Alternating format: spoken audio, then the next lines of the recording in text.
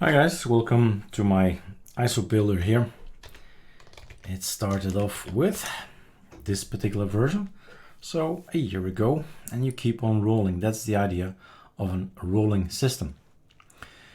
The topic of the video is something we've put online just now. If you go to ArcoLinux, let me go to seed host like so and put it in here. So this is the Belnet version.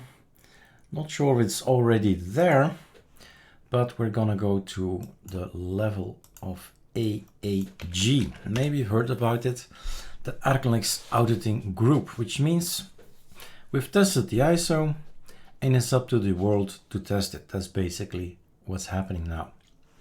You see here the word ArcoLinuxS. That's a new version. It's an XFCE, very minimal one with no software whatsoever, no browsers, no editors, and you name it, right? You select whatever you want during Calamares or just say sudo pacman -s and type away. The LTS is a new kit on the block.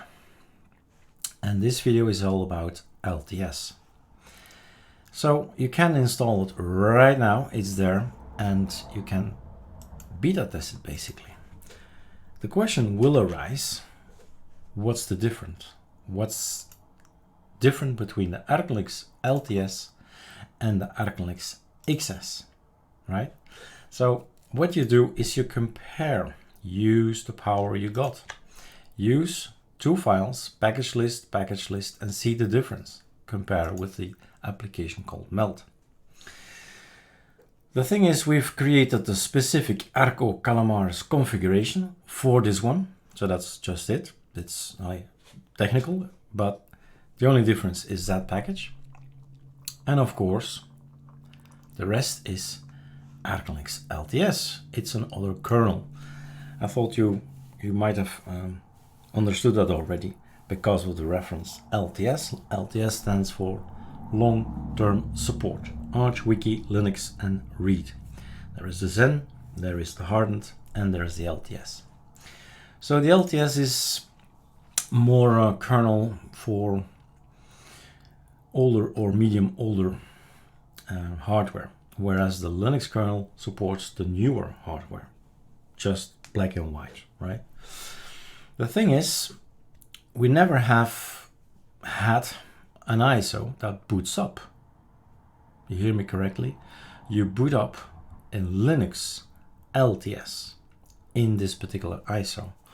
Yes, you could boot up with Linux and then install Linux LTS and Linux hardened, Linux Zen. That's the normal procedure we've done for years. But now there's also a Linux LTS to boot from, and it will also have the backup of a general normal Linux kernel. So you can switch around. If you want to have or use the Linux LTS, you need to have the Linux LTS. That's the main difference. You need to think about it as a marriage. They are bound together. Linux and NVIDIA, Linux LTS and NVIDIA LTS. So that's the difference. And then we scroll down and we see there are none. So the only thing is, that's the point of the video, you don't need the LTS if everything worked until now.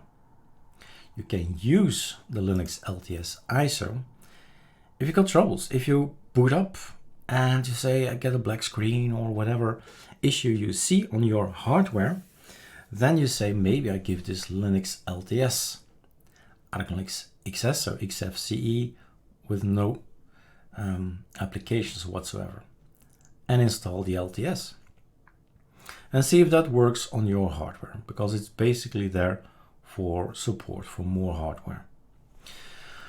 All right, for the rest, I'll make another video how to install it, but it's gonna be exactly the same thing as usual. The only difference is you saw it, a few files all concerned with LTS, NVIDIA LTS, and the Calamares config, and that's it.